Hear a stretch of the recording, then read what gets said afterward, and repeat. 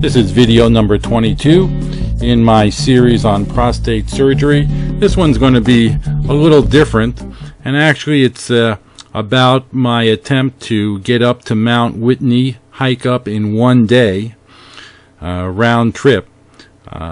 Before my surgery, 4 years, well actually I hiked up with a friend of mine on a 2-day hike. We camped out at the base of what's called the 99 Switchbacks. Took about 6 hours to get up there, and then about 5 o'clock in the morning we left and hiked up to the summit. That took about 5 hours, and then we headed back down, and we got back to the base camp. We picked up the tent and everything else, and then we headed all the way out to the trailhead. When we got out there, there was a store, a trail camp store, and in there I saw that they sold some shirts that said they did Mount Whitney in one day. And ever since that, I said, oh, I got to do this in one day. Don't have to take the tent and the camping gear and just give it a shot. And I did some research on it, and it seemed the best time to do that was at the full moon. So 4 years in a row I tried to do it, and for one reason or another I was unable to. One time the snows were much heavier than bonds and an ice axe to get up the higher part of the trail, and so that was out.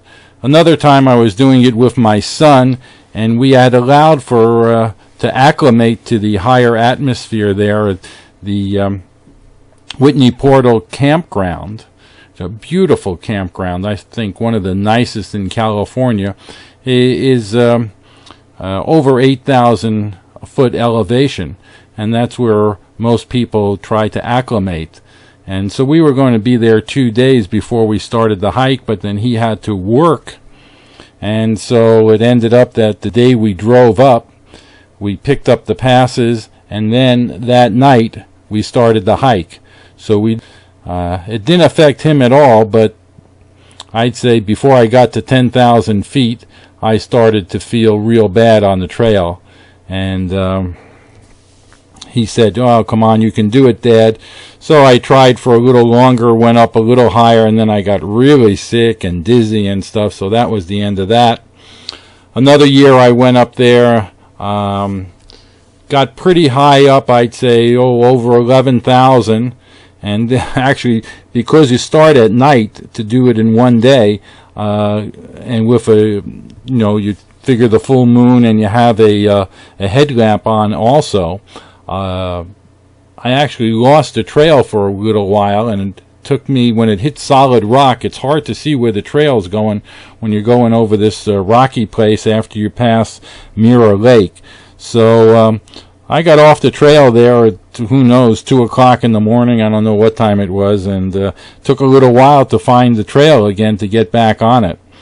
And then once I did, not long after that, I started to feel a little altitude sickness. I knew what it felt like, and this time I wasn't going to go on again and get worse, so I headed back. And then one other time, I went on up, and a couple hours before dawn, as supposedly the coldest time, and I was just over 10,000 feet. I was freezing. I was dressed appropriately, but my face was frozen, my toes were frozen, so failed that time again. Headed back down. I was just too miserable. Couldn't sit on any rocks or anything, because everything, the cold would go right through you. But this time, August 2011, everything looked fine. The weather forecast for the weekend of the full moon looked great, and that's actually 16 months. The year before I didn't try, because that was the year I went in for my robotic prostate surgery. So now it's 16 months since that surgery, and I figured I'd give it a try. And my hiking companion, who was going to hike with me, things came up and she couldn't make it, so I was on my own. And you need a pass. They issue about 60 passes a day, I believe, to hike up there, and So you have to get the pass the day before at 11 o'clock at the ranger station, and I had my headlight, all my gear and stuff, and I should add at this point is that ever since I've gone up there, they have bear lockers to keep your food in. You have to, and make sure you have no food in the cars and stuff, because there's a lot of black bears in the area. And every year I said, gosh, I hope I see one of these black bears, because I've never seen one except, when the movies are on TV. And as it turned out, this was the year I also saw my in-person black bear real close up. But to get on with the story, most people start at midnight because your pass is good for one day. But actually, the first part of the trail from the takes about 2 hours normally, at least for me. And the right pass there on the trail, there's a sign that says you need the permit if you go any further. Well, that first part is open and anybody can go without any permits. So instead of waiting till midnight, and I have done this a couple times in a row, I left at 10 o'clock at night to get a little head start. And when I got to the lake, which had, a couple years before, I timed all these markers on the trail, so to speak. It took me 2 hours normally to get there. Well, now it took me 3. And I was breathing much heavier than normal. I was breathing like I was at 13,000, and I was only at 9 or 10. So I was running an hour behind at the first marker, which was kind of disappointing. Long story made short, I had planned to get to the hardest part after the last camp. There's a place called the 99 Switchbacks where you have your highest vertical gain, and it's the toughest part of the trail. Normally it would take 6 hours to get to the camp, and then from the camp up to the summit would take another 5 hours. Well, I was already running, as I said, an hour behind just to get to the lake, and I had kind of timed it that I would get to those switchbacks and be at least halfway through them before the sun came up. Well, unfortunately for me, I got to the last trail camp at 6 o'clock in the morning. The sun was already up, and I was way behind time, and also breathing very, very. And there were quite a few people on the trail, and everybody was passing me by because I was going real slow with my heavy breathing. I met a lot of people because everybody who would go by would say, "Hey, you're okay?" And I said, "Yeah, I'm fine, just going slow." And this 99 switchback area, and who knows, a lot of people think there's way more than 99 switchbacks. Actually, most people give up at that point because they've already been hiking for at least 6 hours, and now they're on the toughest part of the trail. Well, long story made short, just the time from the camp at the bottom to the top of the switchbacks took me 5 hours, and it was tough. And right at the top there is Trail Crest, which is about 13,007 or 13,006, and so by the time I reached there, it's just 3 miles, about 3 miles, pretty much horizontal, because the top of Mount Whitney is 14,400, and here it's about 13,700. So just a couple more 100 feet, and but I figured with my timing, I was going so slow, I had to rearrange and said, "Hey, this is my goal, Trail Crest," and I wouldn't be able to get up to the summit, and so I headed back down.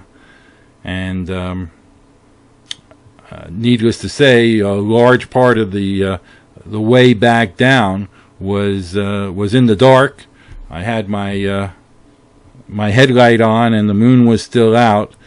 But now I had been hiking for some time, with, just a couple minutes rest to eat a couple energy bars and refill my water on occasion. That was the only real rest that I had. So it was kind of grueling, and near the end, as you can imagine, my timing was way off.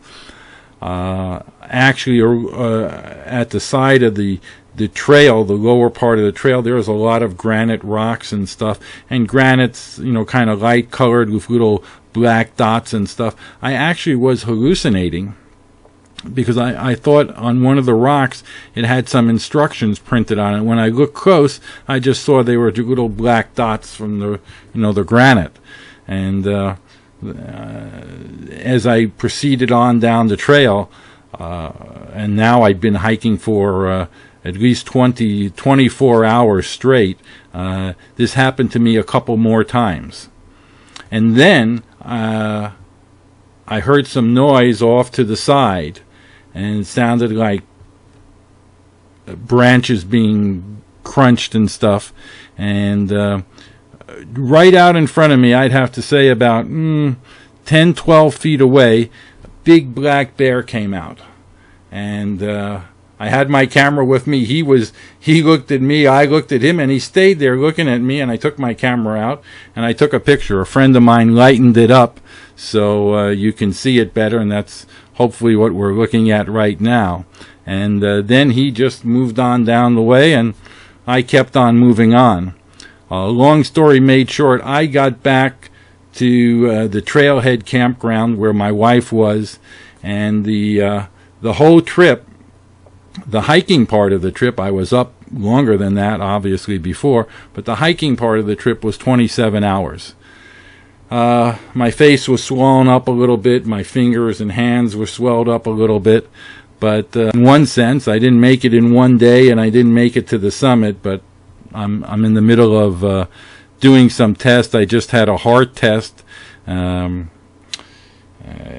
see if there was anything wrong with my heart, and that was fine. So now I'm going to go for a chest x-ray and see. My wife thinks I may have developed a little asthma. I'm not sure, but hopefully we'll be trying this again next year, be able to get my time back. And this is just to say that if you stay in shape and change your diet and stuff like that, the surgery, at least for me, hasn't been really detrimental in stopping me from doing the stuff I normally do. So just keep that in mind, and you can depending on what your doctor tells you, can get out there, get exercise, and still do everything you did before, and maybe even more if you put your mind to it. Appreciate you listening, and make sure to look at the link in the description of this video or at the bottom of the screen here, and visit my site to see all our videos that I made starting from before I got the surgery up until the current time. It's an ongoing series. Thanks again for listening.